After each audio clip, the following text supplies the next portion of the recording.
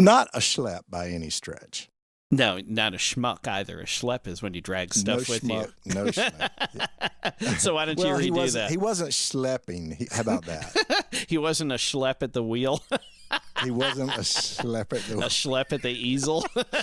I was trying. Yeah, I can say You're that. trying to use Yiddish and then you totally just fucked it up, basically. No, man. No, I was trying to say it properly. I just have to fix my dentures.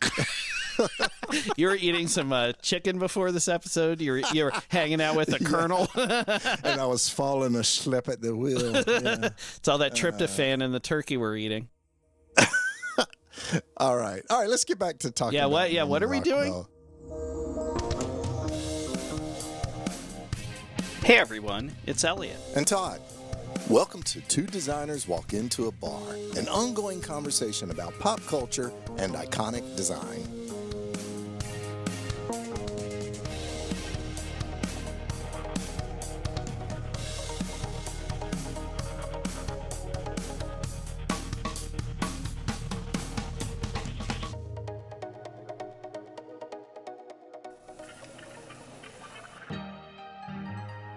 As we head into the holiday season, today we're giving thanks by spotlighting the four freedoms. Freedom of speech and freedom of worship, plus freedom from fear and freedom from want. Along with the man who brought them to life in ways everyone could understand, Norman Rockwell. We'll talk about how while critics threw shade his way, Rockwell created what is arguably the most iconic Thanksgiving image of all time. So mix up a couple of vodka and cranberries. And serve them up in a gravy boat. Mm-hmm. Wait, what? And join us as we give thanks to be with you, our listeners, back here in the bar. It's that time of year, and yes. I'm smelling a little bit of turkey. And at first I got excited. I thought we might be at the fair, and there's giant turkey legs behind the bar. Right. But I think it might be a Thanksgiving meal. Okay. You thought we were going to be getting our medieval on, first of all, but now it turns into it's a Thanksgiving. Or at the very least, our John Madden on. Maybe it would be like a six-legged turkey while we're watching football. That's right. You know, when I think of the holidays, when I think of Americana, and you know, I love illustration. I'm an illustrator. I always think of Norman Rockwell, don't you? Oh, gosh, yeah, absolutely, 100%. Masterful illustrator, storyteller, and really, you know, for more than 50 years, was really kind of a cultural barometer for America. Everyone, I think, knows Norman Rockwell's work, and they certainly have heard his name. But for the one person out there that we are going to enlighten today, thank you for sending your letters. Norman Rockwell was an American painter and illustrator, and he was born way back in the century before the last century, Elliot. He was born in 1894. Oh, I'm bad at math. I thought you were going to say the 1600s, but let me jot that down. What was that year again?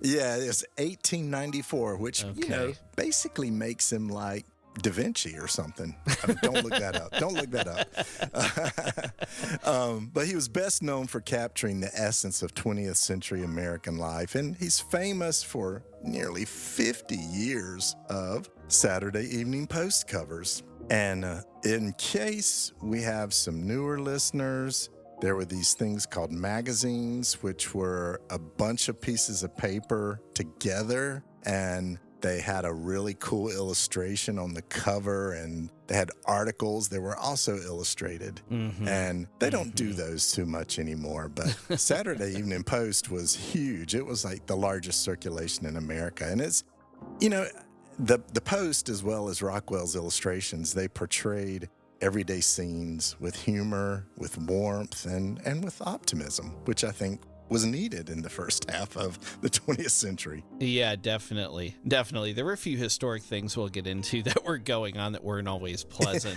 But, you know, I will say, though, okay, so people have probably heard his name, if for no other reason than, you know, Lana Del Rey's recent album. They used an epithet for his middle name a few years back. But for younger people who may not know of Norman Rockwell beyond that, or even older people who kind of consider him lowbrow or middle brow. Why does he matter? Like, why should we care?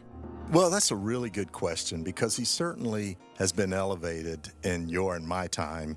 But when he was getting started, and really pretty much most of his career, which a career, might I say, that spans over 4,000 original works, he was an illustrator, which means he was looked down upon. He wasn't a fine artist. He illustrated portraits and articles and magazine ads, even even that stuff, murals, and over 40 books. So he was the definition of a commercial artist. Okay, Todd, I was doing a little bit of homework for this episode, and you know how we love these little pop culture nuggets. Oh, yeah. Okay, you ready for this? Yeah. I'm going to give you 3 guesses here. Okay. What do you think? So this is a celebrity. This is someone who is known in terms of both, like this was a real person, but also they are an advertising character as well. Oh, okay. All right. So he passed away in 1978, I think it was. Okay. Yep. So who do you think one of his last portraits he painted, who do you think he painted it for? Ronald McDonald. Ronald McDonald had to. That would be amazing, but I don't think, no, I don't think it was Ronald McDonald. That wasn't it? I don't think it was Willard Scott either, because I would count them as being the same person. You would give me that one as well? I would. You know what? If we're doing warm, cold, hot kind of thing, you're definitely warm. You're under the heat lamp for sure. Oh, okay, I gotcha. It's probably too early for Wendy's.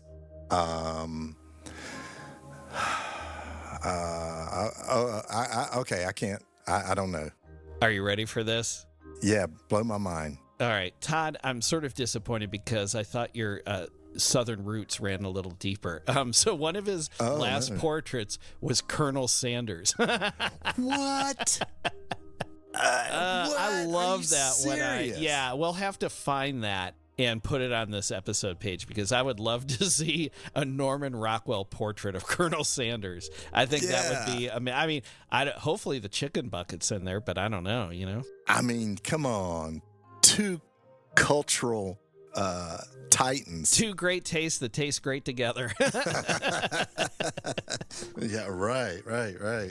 Well, along with the great. I mean, Colonel we can Sanders. Stop the podcast right now. I think we're done, but. Let's assume he had some other iconic work besides that. For your pop culture knowledge money, you can't beat this, right? You just can't beat this. No. But you're right. He did a couple other things, too, by the way. You and I have talked about Miss Rosie the Riveter. Yes. Which was in an episode of, propaganda posters that we did.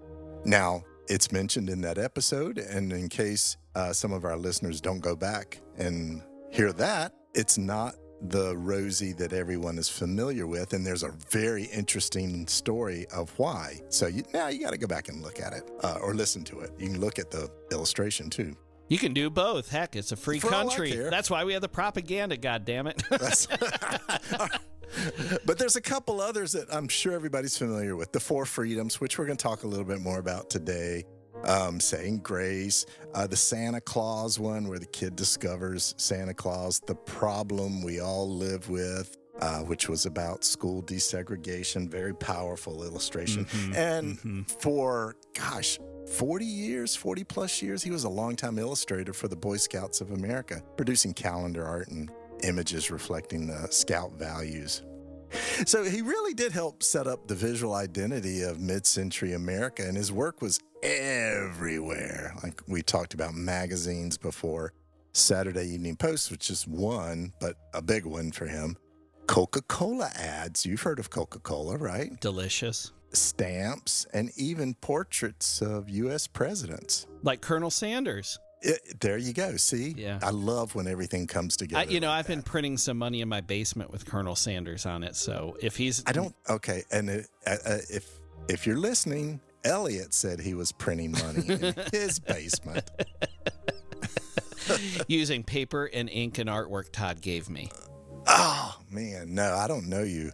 Okay. I said at the top of the episode, he was known as an illustrator, and I put a little bit of stink on that because that's how it was perceived back in the day. It was basically, a camera with a brush. That's what illustrators were. But he was beloved by the public, although the critics dismissed him as overly sentimental or sappy, or as one critic said, and I'm doing this in quotes, just an illustrator. And, that's actually a label that he embraced. Good for him, because when we use the term illustrator in quotes, we, you and I are like, yeah, that's great. That's awesome. Yeah, Be an illustrator. We think illustrators are incredible. We love illustrators. Yeah. But at the time, it was sort of a synonym for commercial artist. Again, it was this idea. For sellout, yeah. Yeah. You were selling out. This was an era where, if you wanted to see art, you went to a museum or you went to a gallery or whatever. Right, you didn't flip right. open the pages of a magazine that you could get at any newsstand, right?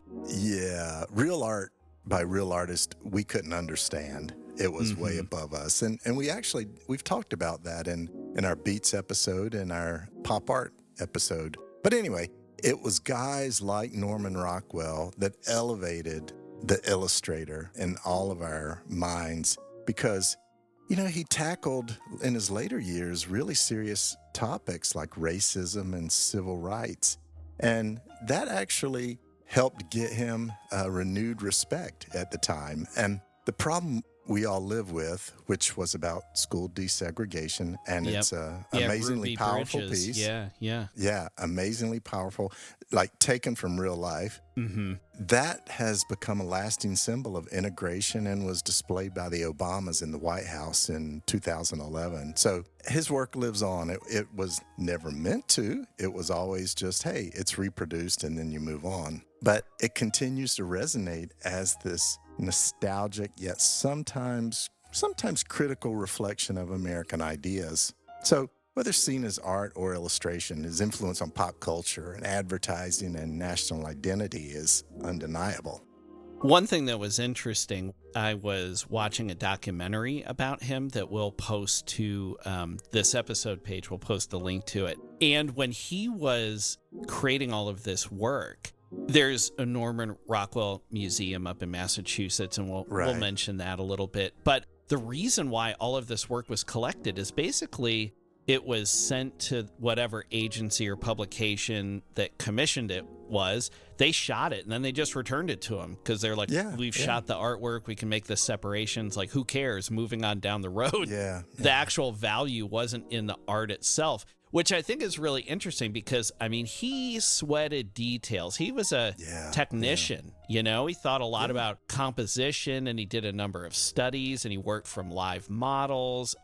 His work ethic was amazing. So in spite of all this, the critics were, critical of his work. During the rise of abstract and modernist art in the 20s through the 40s, as you mentioned, he was just sort of dismissed as being, to your point, overly sweet and sappy, overly nostalgic, like it was this very facile and approachable and sort of eye-rollingly naive, I think, themes for people, right? So he wasn't creating art that mattered, like you said.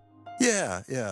Good way to say that. And it didn't bother him that was his perception. And it's over time, and as you and I have the benefit of looking at his entire catalog, he's been reevaluated as this masterful visual storyteller, deeply in tune with the American identity. And today he's recognized as an American visual historian, someone who captured the nation's anxieties at particular times, aspirations at other times, and contradictions in very accessible, relatable ways to everybody, because he was making art for all.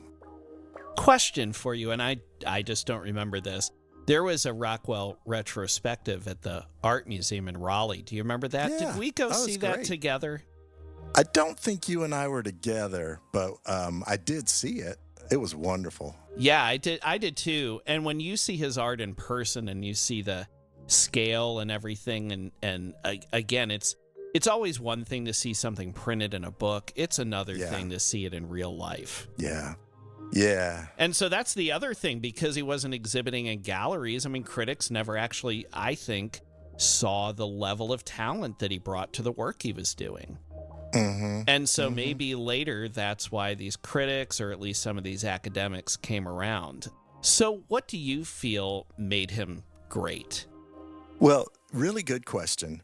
I mean, let's take out his technical expertise. I mean, as you said, when you see these paintings that have been reproduced in a smaller magazine size, you see them bigger. The man didn't slouch on painting. I mean, he put in a lot of stuff into these very ephemeral works of art. But what really made him was he was an idealist, but he was grounded and he was deeply empathetic. And I think why people love him is he elevated ordinary Americans like plumbers and soldiers and kids and secretaries and barbers. He elevated them into these timeless icons, and everyone could relate to that. I would say this, even at his most patriotic, he never veered into jingoism or propaganda. His work was intimate, and it was often tender, like we've said several times already, accused of being sappy. And sometimes it was even quietly critical. You just had to pay attention. Yeah, and I think, like you mentioned, he had a gift for balancing hope with realism, and even when depicting wartime unity, he didn't ignore the emotional cost or the nuances of American life. Yeah, he didn't just paint what people were, he painted what they wanted to be. Oh, yeah, I think that's a great way to phrase it. He was idealistic, and then he brought other people along with him. Yeah. So he cared about the war effort, and the four freedoms mattered because during World War II, there was a massive mobilization, not just of armies, but of course of everyday citizens. They were getting drafted. And, you had this rationing that was happening on the home front, victory gardens, war bonds. It was really all hands on deck, right? So the government needed to remind people what they were fighting for, not just what they were fighting against. Yeah, good point. And Rockwell was deeply affected by FDR's 1941 For Freedom speech. And in that speech, it laid out a vision of what democracy truly protected, as we said in the introduction. Freedom of speech, freedom of worship, freedom from fear, and freedom from want. Yeah. And he originally wanted to paint that series for the military, hoping for a commission. He sent a charcoal sketch to the Office of War Information. And this was one of those where he stayed up all night. It was like he couldn't get this idea out of his head about this series. And Elliot, not only did they reject him, they insulted the man too, because they wrote back. This is direct quote from the letter. "The last war, you illustrators did the posters. This war, we're going to use fine arts men, real artists." I love that because going back to our the last war, which was World War I, and I like we'll catch how on the next war. Yeah. But what I like about this is, if you recall from our propaganda episode, what was the most popular poster during World War I that was picked up again and used in World War II? That was our friend Uncle Sam, created by James Montgomery Flagg. So I don't know what they wanted. I would love to find who was the guy who actually wrote that. I want to know who that was, the head of the OWI, because it's amazing. I mean, talk about how short-sighted this person was. So Norman Rockwell has been dealing with mental health issues for his entire life, and being rejected by the Office of War Information after he really felt like he put a lot of love into these sketches and they were necessary, really did affect him. And it was his wife who said, "Hey, you've done all this work and you've got this relationship with Saturday Evening Post. See if they would be interested." And luckily for us, the editor, Ben Hibbs, was interested, and he commissioned the entire set. So when he had done those original sketches, it was in the summer of 1942. Okay. And it took him about 7 months to complete all four paintings. So he finished that around the end of 1942. 1942, so they would be published later in 1943. But interesting tidbit, rumor has it he actually lost 10 pounds from the assignment. He was putting that much into himself, and probably his mania took over, and he just was not focusing on eating. Yeah, and he was not a big dude. No. He didn't have 10 pounds to lose. Yeah. But in 1943, the series was published alongside essays by prominent thinkers of the day over 4 weekly issues in Saturday Evening Post. And the series was a sensation. The U.S. Treasury later launched a national tour of the 4 original paintings, raising over $132 million. That's $252 million in today's money. They raised that in war bonds. So the OWI ended up using the paintings and making money from Rockwell by reprinting 2.5 million sets of the posters. Posters made by a lowly illustrator. that cranked out what would be the equivalent of $252 million in war bonds today. It's crazy. So a question, Todd. In all of your research about Rockwell, did you ever uncover what his favorite drink was? Well, I know he did some work for Cream of Kentucky bourbon. Bourbon, huh? Yeah. I've always admired Rockwell, and, I also admire you. Ah, thanks. For my artistic abilities? Nah, for your sense of charity and overall generosity. All right, we'll be back. Hopefully with some bourbons.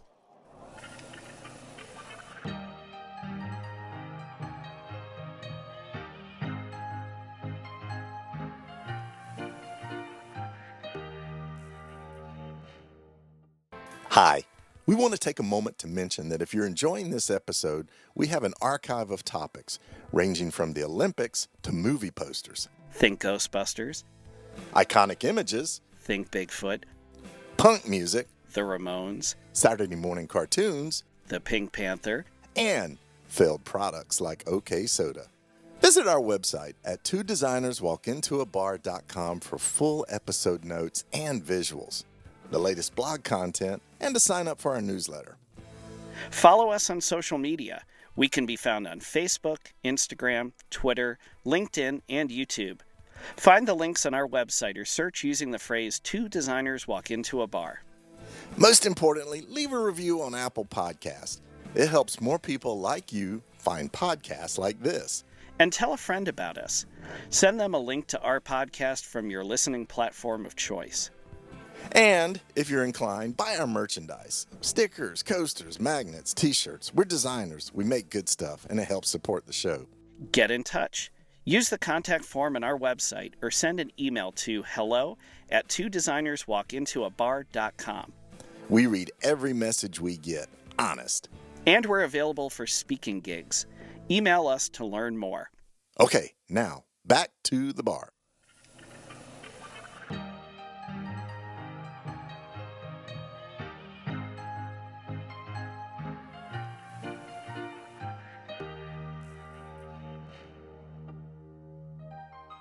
Todd, thanks for the round of bourbons. They're delicious. I feel like I'm getting into this flow state, like this mania you mentioned earlier. Oh, is that it? Yeah, Okay. I'm feeling a little bit of the 4 freedoms myself. I'm getting loose here. So let's get deeper into this. Let's talk about the series itself. Okay. Why was it made? I mean, you mentioned this speech loosely, but what was this all about? Yeah, so Rockwell took FDR's this lofty internationalist vision and made it relatable and human. And I mean, these freedoms eventually made it into the Charter of the United Nations. Oh, wow. Okay. I mean, not because of his paintings exclusively, but it's certainly that would be humanized amazing. The UN's like, I don't know about these freedoms, but that art's amazing, so we'll go ahead and include this picture. Yeah. I'll take these paintings and whatever freedoms you got lying around. Yeah. And, Rockwell was well known to use family and his neighbors in Arlington, Vermont as models, and he staged these scenes in his studio, and he just used everyday people and props that he could find around his home and around town. And each one of these paintings, they were about 45 3/4 inches by 35 1/2 inches. So decent sized paintings when you see them. And they are now, as you mentioned, in the Norman Rockwell Museum in Stockbridge, Massachusetts. I think we need to take a road trip. I think you're right. And I've always, actually, since I read his biography, I really wanted to go up there because I'm sorry to say I haven't spent a lot of time in New England, and it always looks like a Christmas card to me. So I'd love to go see that. Oh my goodness. You need to go up there after a Boston team wins. It'll look like Sodom and Gomorrah. Yeah. I've been to Philadelphia, so I know Gritty. As we you'll be about, like, this isn't Courier and Ives. This is Hieronymus Bosch. This isn't Courier and Ives. This is Sodom and Gomorrah. Yeah. All right. So let's talk about the 4 freedoms. First one, these are in no particular order. The freedom of worship, which is one of 2 freedoms mentioned in the Constitution. And this was actually his most abstract and the most difficult for him to pull off because he wrestled with how to depict different faiths without stereotypes or hierarchy. And what he did is he settled on a soft montage of faces in quiet prayer with the words, quote, each according to the dictates of his own conscience. So kind of gets to the point, but he didn't rely on stereotypical imagery or hierarchy, like I said. Yeah. And we'll, of course, post all of these works. Oh, yeah. Probably people are familiar with them, but we'll post them on our episode page just in case. So the other freedom mentioned in the Constitution is the freedom of speech, of course. I think everyone's familiar with this one. And so this is a man speaking at a town meeting, and it was actually modeled on one of his neighbors, a fellow named Jim Edgerton. Yep. He had voiced a minority opinion respectfully on building a new school in Arlington, Vermont. So the gentleman in this illustration, his clothes are worn, his hands are dirty. So he's an average Joe, right? But he's still dignified, and he's standing as he's talking, and others are paying attention to him, listening, even if they don't agree, right? They're giving him the respect that he deserves for voicing his opinion. And so this is a powerful image of democratic participation. There are no flags, there are no soldiers, just this idea of civic decency. Yeah, which is a good reminder for all of us, even now. And shut up, Todd. Oh, sorry. If I had a flag, I would hit you with it. Speaking of freedom from fear. Yeah, speaking of freedom from fear. Oh, hey, I want to mention real quick, sidebar. Yeah. The second most famous man in Arlington, Vermont is a guy named Jim Martin, because he was actually a model in every one of the 4 freedom paintings. Oh, interesting. Did you know that? No, I did not. I did not. So it reminded me, because freedom from fear, there's only a couple people. There's like 4 people in the painting. 2 of them are children. That's not Jim. 1 of them is a woman. That's not Jim. So Jim is the father, and it's a mother and a father tucking their children in at night. And the father, who I'll call Jim because I got him like that now, he holds a newspaper with the headline that you can read part of it that says, "Bombings Kill." And that's a reference to the London Blitz, which had happened within the past few months. And so this image is about what war threatens to take away. It's quiet, it's heartbreaking, and it's emotionally grounded. That's a great way to phrase that. Yeah, this is, of the 4, I would say this is, I don't know, in my opinion, a quiet sort of stolen moment. I mean, you almost feel, I think, like a little bit of a voyeur. Like it's a totally private space as opposed to the others. So let's talk about freedom from want, because I think everybody, if you think of Thanksgiving, this, I think, is the image that pops in your head. This is the most iconic and the most parodied of the 4 posters in this series, right? And it's depicting a Thanksgiving feast. So what does it look like? Okay, close your eyes, everyone, and see how close my description gets to what's in your head right now. So, of course, we have this apron matriarch who happened to be Rockwell's actual cook at the head of the table. So you're the viewer at one end of the table, and you're looking down at the other end at this scene of this older couple. So the wife is presenting a roasted turkey to a family of several generations. And then her husband, the patriarch in this picture, who was Rockwell's cook's actual husband in real life, looks on with fondness, and from the head of the table, he's sort of surveying his family. And this is a central element of the painting. So they're the hosts, and they're sort of this central focus because there's things like a creased tablecloth and fancy dishes that are laid out on the table that indicate that it's a special occasion, of course. But having said that, the environment, the table servings are less prominent than the presentation of the white linen. You have these white plates, you have water-filled glasses, so not a lot of color. And the people in the painting, they aren't eating yet, so their plates aren't filled. And so the painting contrasts the empty plates and the vacant space in their midst with images of overabundance, right? This is in the middle of a war. There is rationing going on, but there's this delicious turkey that's being served. So it's really this interesting contrast here. And Todd, your buddy Jim Martin, who you mentioned, he's in this one as well. And he's busy with a little mischief in the lower right corner. He's breaking the fourth wall by looking at the viewer. He's watching us, watching them as dinner is served. So I think that's a lot of fun.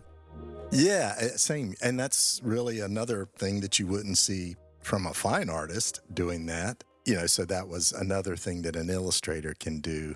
And yeah, that's my buddy Jim Martin, who the second most famous man in Arlington, Vermont. But Elliot, there was also a layer of tension with this particular piece. Rockwell was worried that it might seem tone deaf during wartime rationing. As you said, everyone had to do their parts. And then abroad, critics saw it as American excess, while Europe endured ongoing hardship. And at home, though, it served as kind of this vision of what peace could restore. So I think his intention came through. Yeah, I mean, primarily this was a work of art for Americans. I mean, Thanksgiving is an American holiday, right? Right. So I think it closes the circle. It's this idea, if you go back to the early to mid 40s, the undercurrent here is we ration now so that this abundance can return. And not just for ourselves, but also for the world. Like, we were defending the welfare of all nations. Yeah. And as we've mentioned in passing, these 4 paintings, they helped Americans understand what they were fighting for, not as an abstraction, but something found literally at the kitchen table or in the child's bedtime story or in a voting booth. And today, I look at them, I think they remain aspirational. They're not guarantees by any stretch, but they're ideals we try to realize. Very well put. Thank you. You know what I'd like to fully realize? Let me guess. Another cocktail? Yeah, and I'd like to exercise my freedom of speech by suggesting you go get it. I'd like you to exercise your wallet. It might be time for me to exercise my feet. See you soon, everyone. Bye.